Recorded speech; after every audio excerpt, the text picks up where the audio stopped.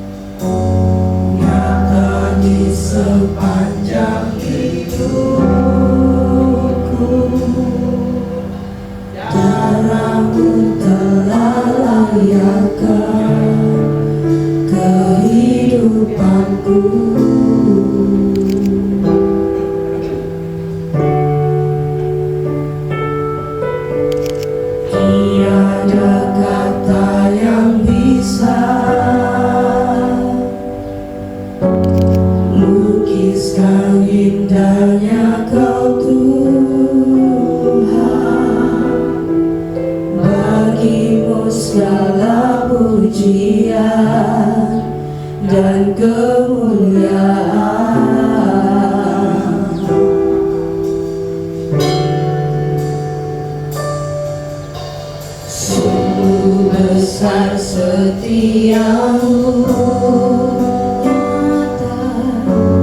nyata di sepanjang hidupku. Darahmu telah layakkan kehidupanku.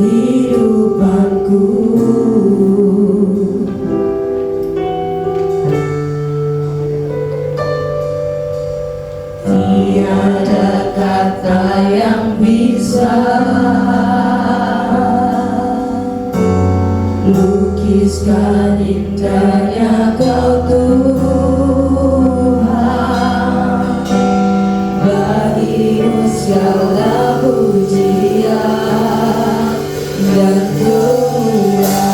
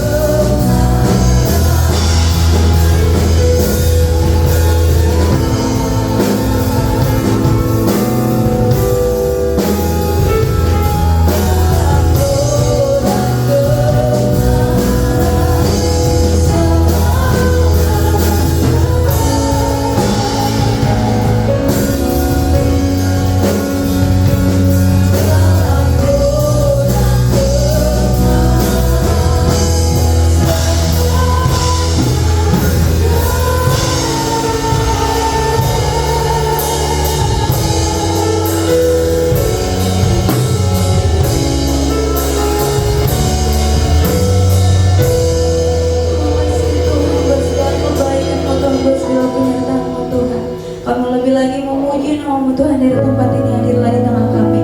Mari yang siap untuk memuji nama Tuhan. Bersama-sama kita katakan amin. Haleluya. Sama-sama Bapak Ibu di tempat ini sekali lagi shalom. Apa kabarnya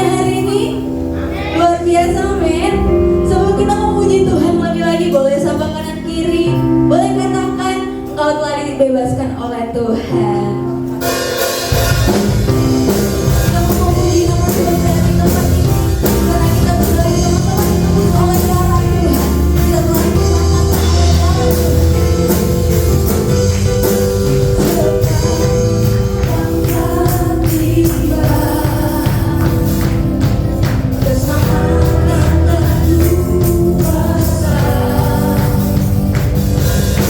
Pemerintahan Allah kita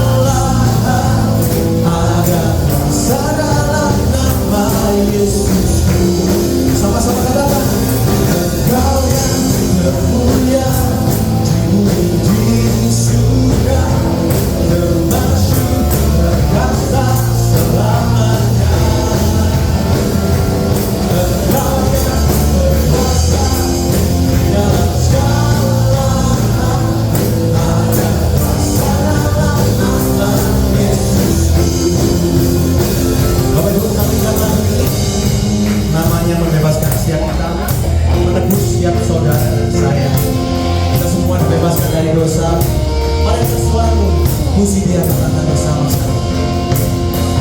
Nama Dia atas segala nama. Katakan, nama yang telah membebaskanmu. Segala kuasa tunduk pada nama itu. Yesus Tuhan segala Tuhan. Sekali lagi sama-sama segala. Di atas segala nama.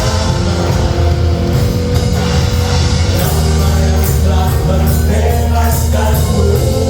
Segala kuasa tunduk dalam nama-Mu. Kami akan suarakan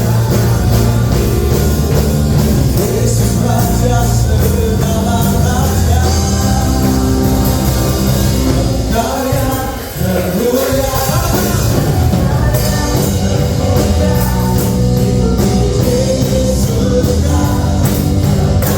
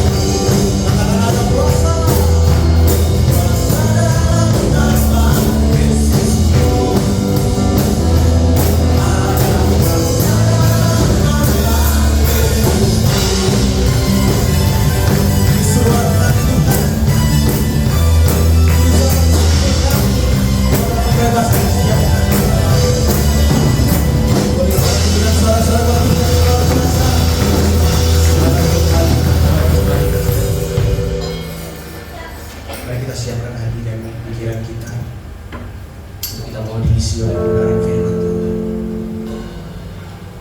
Terima kasih untuk darah-Mu Tuhan. Kau curahkan hati setiap kami. Kau menebuskan, Kau membebaskan kita.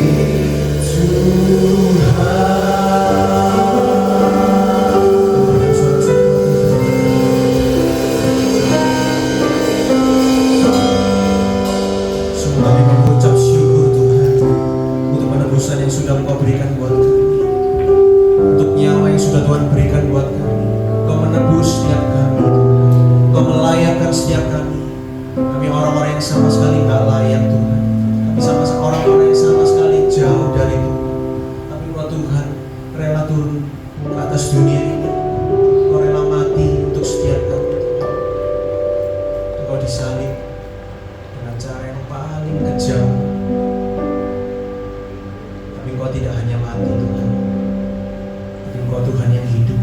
Dan saat ini kami sama-sama menyembah Tuhan yang hidup. Oleh sebab itu Tuhan, firman Tuhan akan diberitakan buat setiap kami. Kami tidak mau mendengar firman Tuhan yang bagus. Kami tidak mau mendengarkan firman Tuhan yang baik.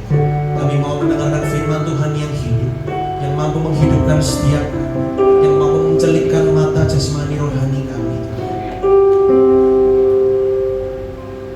Firman yang mampu mengubah kehidupan kami. Berbicaralah kepada setiap kami Tuhan, pribadi lepas pribadi di tempat ini. Lawat setiap kami, jangan ada satupun yang terlewat dari lawatan-Mu Tuhan. Terima kasih Tuhan, di doa kami mau dengar firman-Mu Tuhan. Dan dalam nama Tuhan Yesus, sama-sama katakan amin.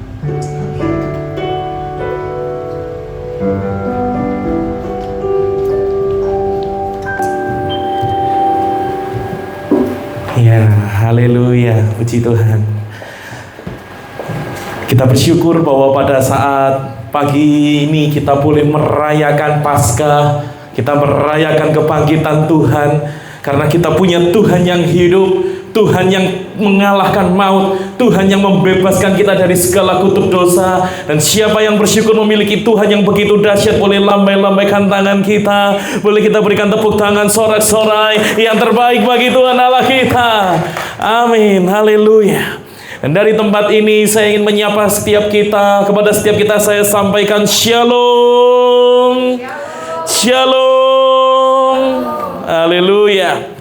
Ya, Bapak Ibu Saudara-saudari, kita bersyukur ya bahwa hari ini kita bukan saja memperingati bagaimana Tuhan Yesus Kristus sudah mati menebus kita, tetapi bahkan Dia bangkit dan kuasa kebangkitannya itu ada atas kita. Setuju katakan amin.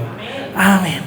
Dan firman Tuhan pada saat ini Bapak Ibu Saudara-saudari yang ingin saya sampaikan kepada kita, saya beri judul No Cross, No Crown. Katakan sama-sama, 1, 2, 3. No cross, no crown. Ya, jika tidak ada salib, maka tidak akan ada mahkota.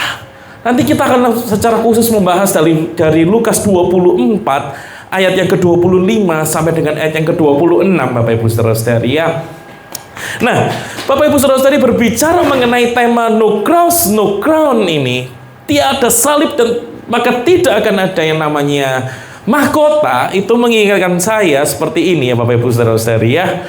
Seringkali ketika perjalanan, saya rasa bukan hanya saya, tapi juga Bapak Ibu Saudara-saudari juga begitu ya. Ini sudah zamannya era digital, kita menggunakan maps gitu ya. Menggunakan maps Bapak Ibu Saudara-saudari. Dan di satu tempat yang indah, yang begitu bagus, yang kita mau menuju ke sana, biasanya saya suka itu pakai maps, lalu saya lihat itu lewat mana. Ternyata bisa dilewatkan jalan yang kecil-kecil Bapak Ibu Saudara-saudari ya.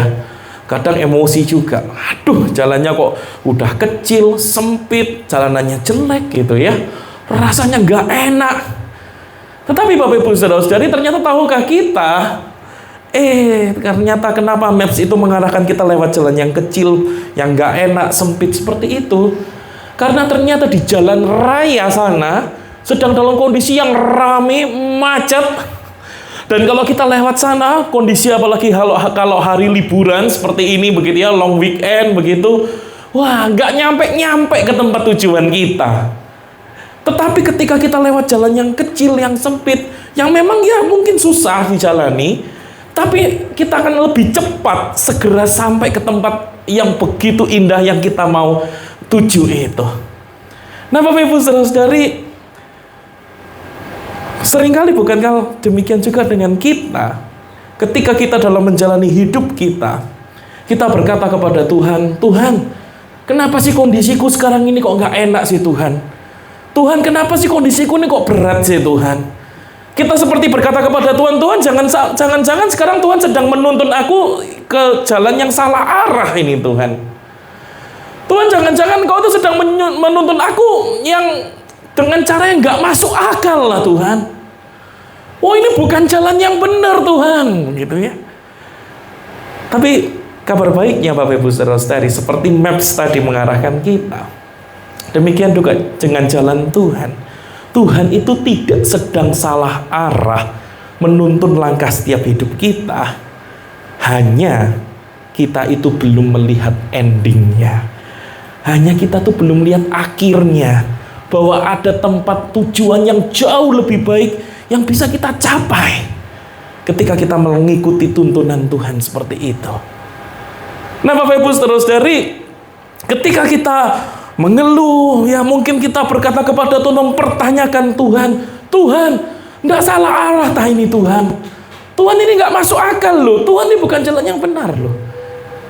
Nah, ketika kita sedang belum mengerti endingnya, sebetulnya itu yang terjadi juga Bapak Ibu saudara-saudari di dalam kisah Alkitab, di dalam kisah seputar kebangkitan Yesus pada waktu Paskah.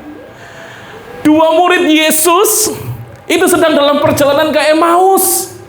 Masalahnya pada waktu mereka sedang perjalanan ke Emmaus, itu hati mereka dipenuhi dengan hati yang putus asa. Tuhan, tidak ada harapan. Aduh, kecewa. Aduh, lemes rasanya. Putus asa. Masalahnya, apakah karena Yesus sudah belum bangkit? Bukan. Yesusnya sudah bangkit, tetapi masalahnya mereka nggak menyadari kebangkitan Yesus itu. Menarik ya. Yesusnya sudah bangkit, tapi masalahnya mereka nggak sadar bahwa Yesus sudah bangkit. Sehingga terjadi keputusasaan, terjadi lemah, terjadi kelelahan, kekecewaan. Nah, Bapak Ibu saudara-saudari, di dalam Lukas 24 ayat yang ke-25 sampai dengan 26, boleh kita baca sama-sama dua ayat ini ya, 1, 2, 3. Lalu ia berkata kepada mereka, hai kamu orang bodoh, betapa lambannya hatimu, sehingga kamu tidak percaya segala sesuatu yang telah dikatakan para nabi. Bukankah Mesias harus menderita semuanya itu untuk masuk ke dalam kemuliaan? Di sini Yesus berkata kepada dua murid Emmaus yang berjalan ke Emmaus itu, hai kamu orang bodoh, betapa lambannya hatimu. Bapak Ibu saudara-saudari, ini bukan hinaan intelektual ya. Wah, Tuhan Yesus membodoh-bodohkan murid-muridnya begitu ya. Wah, goblok-goblokan. Bukan ya. Ini bukan secara intelektual, bukan hinaan intelektual Bapak Ibu saudara-saudari ya. Tetapi ini adalah apa? Adalah sebuah teguran karena Yesus berkata, loh kalian ini tahu loh faktanya Alkitab. Kitab suci sudah menubuatkan semuanya kok. Kenapa kamu para nabi sudah menyampaikan firman Tuhan, loh kok kamu kok tidak mau percaya dengan perkataan firman Tuhan yang disampaikan oleh para nabi itu? Bahkan kalian gagal melihat Yesus itu sebagai pusat dari semua pemberitaan para nabi, semua kitab perjanjian lama mengarahnya kepada Yesus. Lalu kenapa kalian tuh tahu fakta Alkitab, tetapi kalian tidak mau percaya? Kalian itu bahkan gagal melihat Yesus sebagai pusatnya. Nah, Bapak Ibu saudara-saudari, biarlah demikian juga dengan kita. Jangan sampai kita berjalani hidup ini dengan keputusasaan, dengan mempertanyakan jalan Tuhan, bahkan mungkin kita kecewa dengan Tuhan hanya bukan karena Yesusnya yang tidak bangkit, bukan, tetapi karena kita tahu yang Yesusnya sih sudah bangkit, tapi kita nggak menyadari kuasa kebangkitan Kristus itu dalam hidup kita. Faktanya, oh ya seringlah dengar Yesus bangkit, iya, Yesus hidup, iya, punya Tuhan yang hidup, iya. Tapi begitu kita menjalani hari masuk hari Senin, Selasa, Rabu, menghadapi tantangan kita, menghadapi pergumulan kita, kita menjalani hidup seperti seolah-olah kita itu berjalan dengan Tuhan yang mati, Tuhan yang masih dikubur, yang tidak memberikan kita harapan apa-apa. Nah, Bapak Ibu saudara-saudari,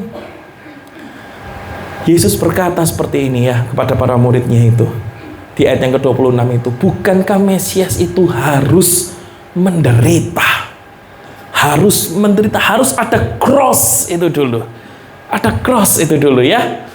Sehingga di sini kita mengerti bahwa salib Kristus itu adalah sebuah keharusan ilahi dalam rencana penebusan Tuhan.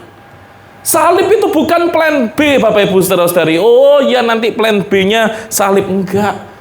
Ya, ingat ya, di Jumat Agung kemarin kita sudah membahas bukan bahwa Yesus itu bukan korban dari keadaan sekitar. Waduh, karena korbannya situasi politiknya jahat, ya mereka mau membunuh Yesus, maka Yesus jadi korban kecelakaan seperti itu. Bukan. Tapi Yesus dengan sengaja memang berkorban bagi kita. Salib bukan plan B, tetapi itu jadi pusat rencana Allah bagi kita. Bapak Ibu Saudara-saudari, penderitaan Kristus itu bukan kecelakaan sejarah. Ketika Yesus yang kita sudah pasti kemarin hari Jumat berkata sudah selesai, bukan menandakan kekalahan, tetapi itu deklarasi kemenangan. Jadi penderitaan Kristus bukan sebuah kecelakaan sejarah, tetapi itu adalah rencana agungnya Tuhan sejak semula yang dipersiapkan buat kita. Dengan sengaja Tuhan mempersiapkan semua itu bagi kita, demi keselamatan kita, demi menebus kita, supaya harga kita dibebaskan dari kutuk dosa itu dibayar lunas oleh darah Kristus. Dan tanpa salib kita jelas tahu tidak ada pengampunan dosa. Tanpa pengorbanan tidak ada jalan perdamaian dengan Bapa. Hanya salib itu yang jadi fokusnya. Tapi ingat, Yesus berkata, bukankah Mesias itu harus menderita semuanya itu untuk apa? Untuk masuk ke dalam kemuliaannya. Jadi dari cross itu baru kepada crown. Dari salib itu kepada kebangkitan. Dari penderitaan itu kepada kemuliaannya. Nah, Bapak Ibu Saudara-saudari, sehingga kita faham betul seperti tadi ya, WL kita ya, Yovan sudah berdoa, kita bersyukur bahwa kita bukan hanya punya Yesus yang mati disalib, tapi bahkan bangkit. Ya, salib bukanlah akhir. Salib bukan kekalahan, melainkan justru itu adalah pintu masuk untuk menuju apa? Kemuliaan kekal. Sehingga kubur yang kosong ini, ya ini nggak terlalu kelihatan ya, ini gambarnya kubur yang kosong sebetulnya ya. Kubur yang kosong itu membuktikan bahwa Yesus sudah bangkit, mengalahkan segala kuasa kegelapan, kuasa kutuk dosa, kuasa iblis dan semua antek-anteknya itu. Dia menang, dia bangkit. Dan kita yang harusnya di bawah kutuk dosa, kita sekarang pun juga memperoleh kuasa kebangkitan Kristus. Yang bersyukur, mari kita boleh berikan tepuk tangan, sorak-sorai yang terbaik bagi Tuhan Allah kita. Haleluya. Ya, Bapak Ibu Saudara-saudari, sebab itu saya rindu kita bawa pesan ini pulang. Ketika kita pulang dari tempat ini, biarlah pesan ini yang boleh kita bawa pulang. Bahwa salib Kristus itu adalah jalan menuju kemuliaan. Sehingga di tengah segala keputusasaan pergumulan hidup kita, kita tuh tetap memiliki pengharapan kebangkitan yang tidak tergoncangkan. Setuju katakan amin? Amin. Bapak Ibu Saudara-saudari, menariknya begini ya. Berita Injil, kabar Injil itu tidak membuat kita hanya sekedar meneladani Yesus. Oh ya, Yesus dulu menderita, kemudian dia bangkit. Jadi kita juga harus meneladani dia, kita juga mau menderita, dalam penderitaan lalu kita juga yuk bangkit. Gitu. Enggak, ini bukan pesan-pesan moral Bapak Ibu Saudara-saudari. Tetapi ketika ada Kristus yang sudah mati dan sudah bangkit, kuasa kebangkitannya itulah yang membangkitkan setiap kita. Setuju katakan amin? Kuasa kebangkitannya itulah yang membangkitkan kita. Sehingga di tengah segala pergumulan hidup kita, segala keputusasaan kita, kita tahu hashtagnya kita ya, yang hari Jumat kemarin, hashtag kamu tidak sendiri. Kita bisa bangkit. Bukan karena usaha kita, bukan karena kemampuan dan kehebatan kita, tetapi karena ada kebangkitan Kristus yang memberikan kuasanya, dan kuasanya itu penuh di dalam kita sehingga memampukan kita bangkit. Yang bersyukur kepada Tuhan, boleh sekali lagi kita berikan tepuk tangan sorak-sorai yang terbaik, yang meriah bagi Tuhan Allah kita. Amin. Ya Bapak Ibu Saudara-saudari, tetapi masalahnya bukankah di dunia kita, di keseharian kita, di budaya kita, seringkali ini yang terjadi. Kita suka kepada hiburan yang tanpa henti di tengah segala hiruk pikuknya pergumulan hidup kita, tantangan hidup kita, masalah hidup kita. Kita mengejar hiburan yang tanpa henti supaya hati kita tidak kosong, pikiran kita tidak kosong. Wah, kita berusaha produktivitasnya ya ekstrim gitu ya. Wah, harus produktivitasnya harus tingkat tinggi. Supaya apa? Supaya hati itu bisa merasa berarti. Oh, kita terus self improvement, terus meningkatkan diri kita. Bahkan sampai jatuh kepada toxic positivity ya. Jadi, ayolah kita pikiran positif aja lah, apapun semuanya, pokoknya pikirannya harus positif begitu ya. Supaya apa? Supaya kita merasa semuanya akan baik-baik saja. Bapak Ibu Saudara-saudari, tetapi ketika kita terus berjuang dengan kekuatan kita sendiri seperti ini, apa yang terjadi? Realitanya, setelah hiburan selesai, liburan usai, hati kita tetap kosong lagi. Setelah kita berproduktivitas tingkat tinggi, selesai, pikiran kita itu tetap burn out. Ya, pikiran kita full stres juga. Wah, setelah kita melakukannya yang namanya self improvement tadi ini, toxic positif, oh ya semuanya baik-baik saja. Ternyata akhirnya dengan yang lain tetap bertengkar, ya, relasinya tetap rusak, dan parahnya apa? Pada akhirnya kematian tetap datang. Kita harus menghadapi kematian, sehingga makin terpuruklah kita, makin habislah kita, makin hancurlah kita. Bapak Ibu Saudara-saudari, kita menghadapi penderitaan kita, lalu dengan cara apa? Berusaha menghapus penderitaan itu dengan kekuatan kita sendiri. Kita kalau nggak bisa menghapus, kita tutupi. Bagaimana caranya? Kita usaha supaya kita tutupi penderitaan. Kalau nggak apa, kita larikan diri. Ya, menyangkal, sudah, itu susah, itu sulit. Sudah, nggak usah diurus lagi. Bye, kita melarikan diri. Tapi ternyata ketika kita terus melakukan itu, ternyata hidup terus semakin runtuh, sampai runtuh total.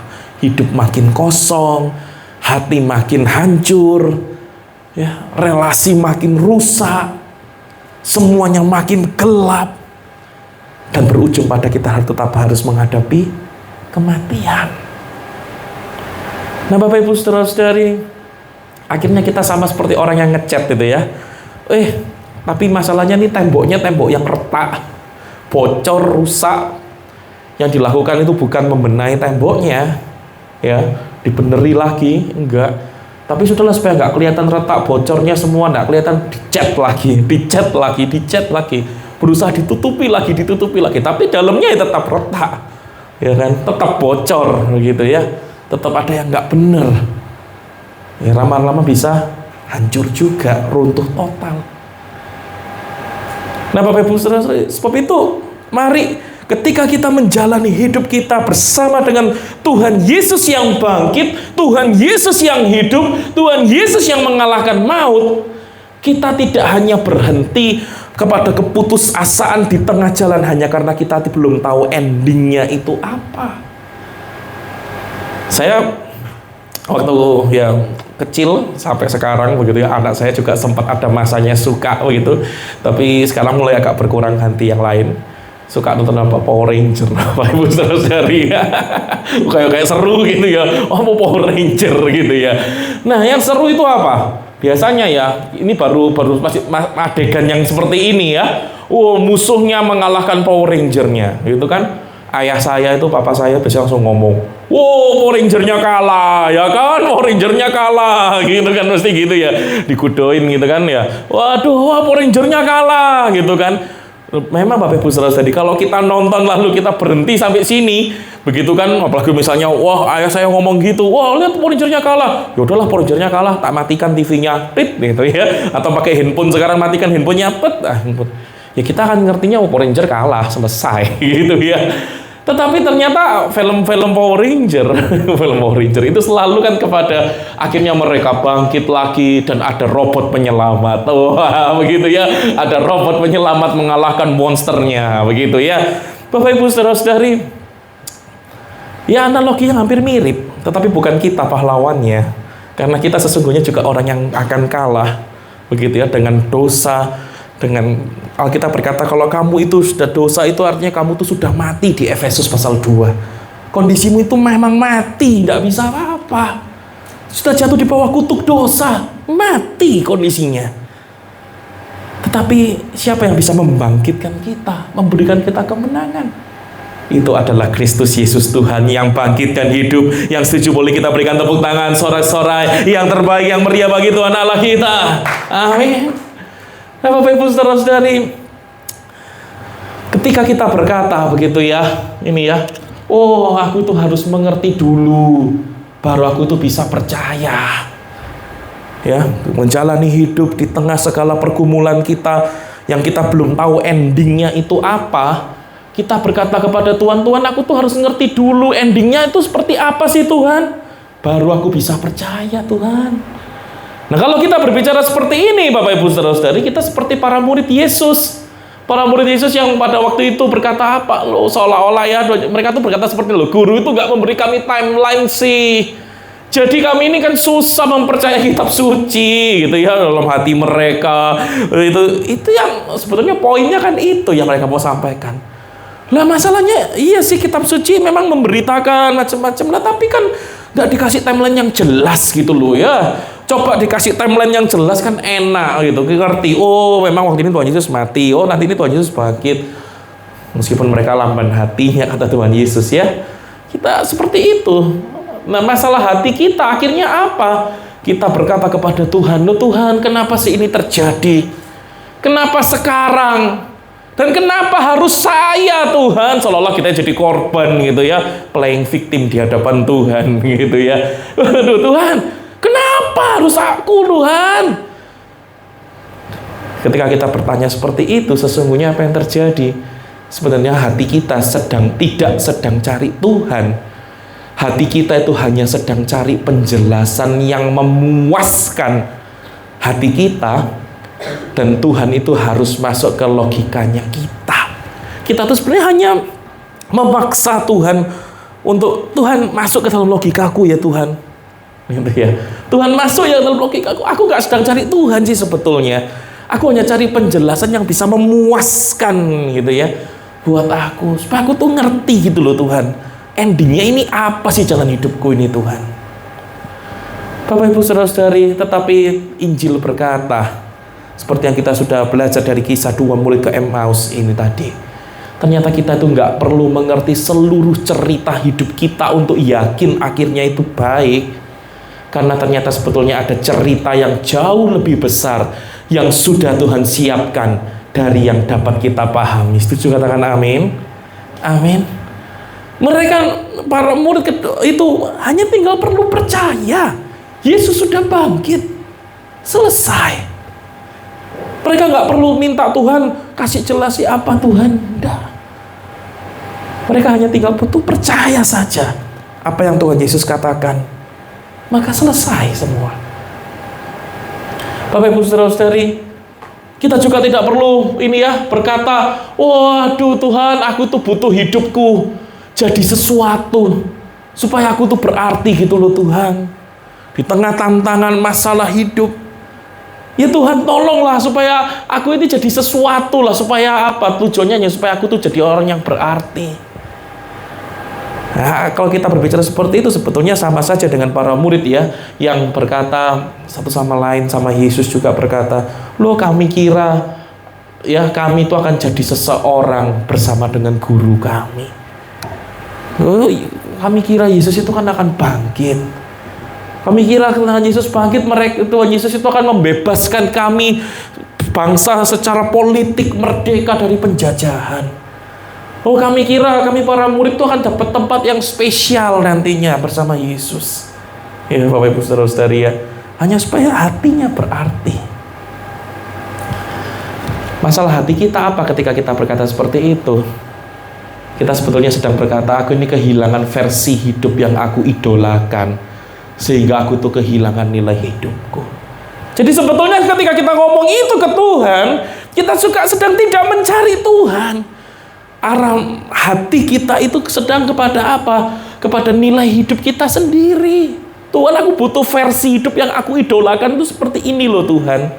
Tujuannya apa? Yang menyentuh nilai hidupku sendiri sih Tuhan. Tidak ada hubungannya sama Engkau. Bapak Ibu Saudara-saudari, tapi Injil Kristus berkata apa? Ini yang Tuhan Yesus berikan bagi kita. Bahwa nilai hidup itu tidak ditentukan oleh bagaimana ceritanya terlihat sekarang. Nggak tahu ceritanya sekarang bagaimana. Nah itu intinya tidak menentukan nilai hidup kita. Karena hidup yang tampak tidak jadi apa-apa, itu justru dapat menjadi bagian cerita terbesar yang sudah Tuhan tulis. Kegagalan para murid yang kemudian ke Emmaus pada waktu itu tidak menunjukkan bahwa lalu hidup mereka tuh nggak berarti, lalu mereka tuh terbuang. Tidak sedang mendefinisikan itu. Karena sesungguhnya ketika ada masa sulit dalam kehidupan mereka, demikian juga dengan kita. Disitulah justru Yesus menunjukkan kebangkitannya. Disitulah kita menyadari bahwa kita itu punya Tuhan yang sungguh hidup. Demikian juga Bapak Ibu Saudara dengan ketika kita berkata, Tuhan, kalau Tuhan bekerja, hidupku harus terus terlihat naik ya Tuhan. Ya, harus terus terlihat naik ya Tuhan ya. Kalau ikut Tuhan. Itu seperti para murid ya. Mereka berkata ya sebetulnya ya ini mereka katakan ya kami kecewa. Sebetulnya apa? Ya karena bukan karena Yesusnya terlihat mati. Enggak. Tapi kalau kita lihat isi hatinya para murid itu apa? Ya karena mereka nggak melihat Yesus tuh Yesusnya itu mati tanpa terlihat menang. Ya Yesusnya mati oke lah. Ya mungkin para murid itu bisa terima kalau jelas kelihatan Yesusnya bisa menang gitu ya. Masalahnya yang mereka hadapi waktu itu adalah apa? Yesus terlihat mati dan tidak terlihat kemenangannya. Nah Bapak Ibu Saudara-saudari, masalah hati kita ketika kita berbicara seperti itu kepada Tuhan adalah kita berkata, Tuhan, kita nggak keberatan kok kalau Tuhan bekerja. Tapi yang penting kelihatan sukses ya Tuhan ya. Yang kita kejar apa? Kesuksesannya. Sebenarnya kita nggak sedang butuh Tuhan, butuhnya sukses Tuhan. Tetapi puji Tuhan, di tengah segala hati kita yang seperti itu, Injil itu berkata apa? Kemenangan terbesar dalam sejarah justru terjadi saat semuanya itu terlihat seperti kekalahan total. No cross, no ground. Amin. Yesus ternyata membuktikan ketika semuanya itu terlihat kekalahan total, disitulah kuasa kebangkitannya dinyatakan. Nah sebab itu Bapak Ibu Saudara-saudari, kita melihat dari sini bukan? Entah itu kita mau berbicara tadi nih ya, kontrol hidup kita untuk masa depan kita. Kita mau melihat masalah keberartian nilai hidup kita. Kita mau berbicara soal hidupku itu ya kekuasaan harus terus terlihat naik. Bapak Ibu Saudara-saudari, ketika kita terus berjuang dengan seorang diri dan yang ternyata makin kosong, makin burn out, makin rapuh, hancur total, Tuhan Yesus berkata dengan hashtag itu ya, ke hashtag kamu tidak sendiri. Ya, kamu nggak sendiri, kamu tidak sendiri. Yang artinya apa? Gak perlu kok kita tuh terus bergumul dengan kemampuan kita sendiri, dengan beribetnya pikiran kita sendiri. Percayakan saja hidup kita ke dalam tangan Tuhan. Percayakan saja hidup kita dalam kuasa Tuhan yang hidup, yang bangkit.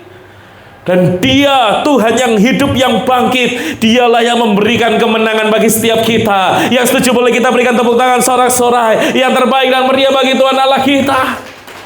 Amin. Nah Bapak Ibu Saudara-saudari, sebab itu mari kita mau meneguhkan hati kita di dalam Injil Kristus. Kita mau menyerahkan hidup kita secara total di dalam Injil Kristus. Karena yang kita lakukan bukan sekedar kita tadi yang mengecat tembok yang retak itu, tapi yang kita lakukan adalah kita diperbaiki oleh kuasa Kristus. Yang kita kerjakan bukan hanya kita berhenti sampai pada potongan film kekalahan dan stop di situ, tetapi yang kita tahu adalah kita berjalan bersama Kristus yang bangkit, dan kita bukan hanya sekedar mengalami pesan moral untuk berusaha bangkit dengan kekuatan kita sendiri, tidak. Tapi kuasa kebangkitannya itulah yang membangkitkan setiap kita, memberikan kita pengharapan, memberikan kita kemenangan di tengah segala kesukaran hidup kita. Sebab itu ayo ya, biarlah pesan firman Tuhan ini meneguhkan kita. Salib Kristus itu memang harus terjadi karena itu adalah jalan menuju kemuliaan. Dari cross kepada crown. Sehingga di tengah segala keputusasaan pergumulan hidup kita, kita nggak terus berjuang seorang diri yang makin rapuh, makin hancur, makin burn out, makin kosong. Tapi kita berjalan bersama dengan Tuhan, pengharapan kebangkitan kita menjadi tidak tergoncangkan. Hati kita Bapak Ibu Saudara-saudari tidak lagi bergantung kepada ada semuanya bisa dikontrol dan semua baik-baik saja, baru itu hidup merasa berarti. Ketika kita jadi sesuatu dan diterima, diakui oleh orang, baru jadi berarti. Kalau kita yang namanya punya kuasa makin naik, makin hebat, itu baru berarti. Enggak lagi seperti itu. Tetapi kita dipenuhi oleh kuasa kebangkitan Kristus, menjadi kita menikmati yang namanya keindahan Kristus. Keindahan Kristus itu sungguh-sungguh kita nikmati. Kebangkitannya itu benar-benar memenuhi hati kita, hidup kita, membangkitkan pengharapan kita. Kubur kosong itu membuktikan Dia hidup, dan itu bukan hanya memberikan kita harapan sampai kekekalan saja, tetapi bahkan dari hidup kita, apa yang sudah terjadi di masa lalu, sekarang yang sedang kita jalani, bahkan sampai masa depan hidup kita sampai kekekalan, kita tahu semuanya itu hidup kita dipegang di dalam tangan Tuhan yang hidup. Setuju katakan amin? Boleh kita berikan sekali lagi sorak-sorai yang terbaik bagi Tuhan. Amin.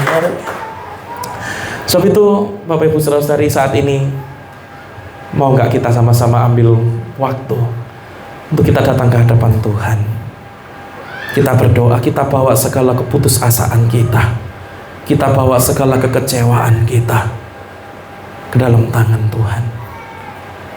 Boleh gak kita ambil waktu sebentar untuk kita masing-masing kita berdoa secara pribadi kepada Tuhan, untuk kita berkata, Tuhan ampuni aku kalau aku menggantungkan hidupku kepada kontrol masa depanku, kepada usahaku untuk menerima pengakuan dari orang, untuk terus punya kuasa. Sekarang aku mau meninggalkan semua itu karena aku tahu semuanya itu hanya akan membuat hidupku makin hancur. Tapi aku mau menggantungkan hidupku seutuhnya ke dalam kuasa Kristus. Karena aku tahu keindahan Kristus itulah yang memberikan kuasa kebangkitan yang sejati, yang total, yang sesungguhnya bagi hidup kita. Mari ambil waktu kita berdoa.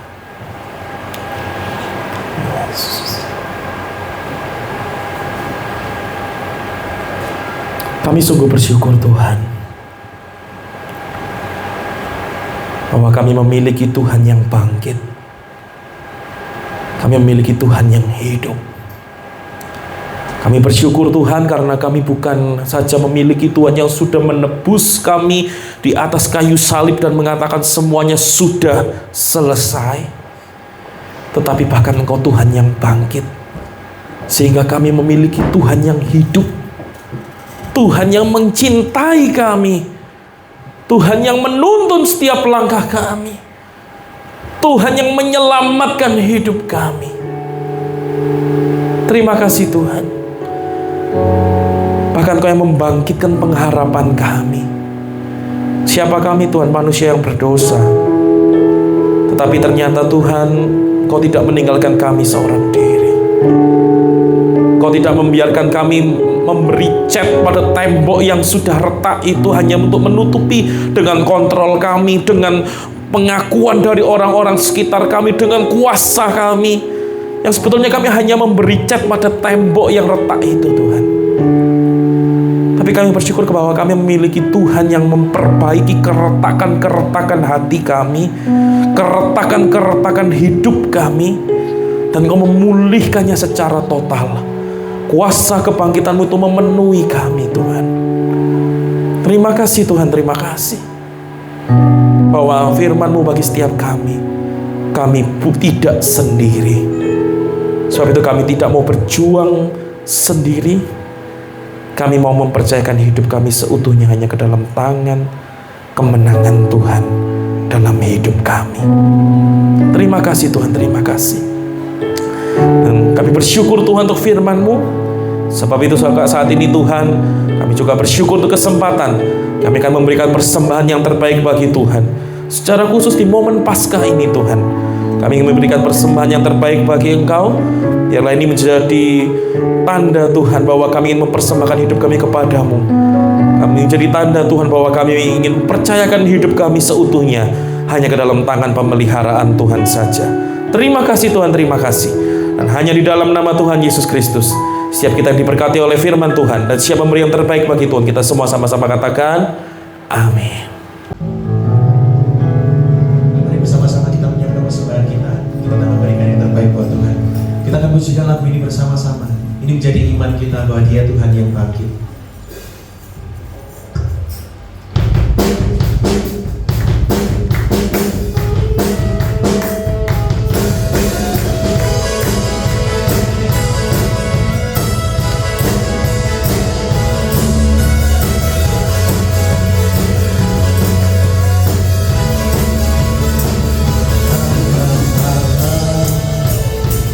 Yesus namanya menyembuhkan.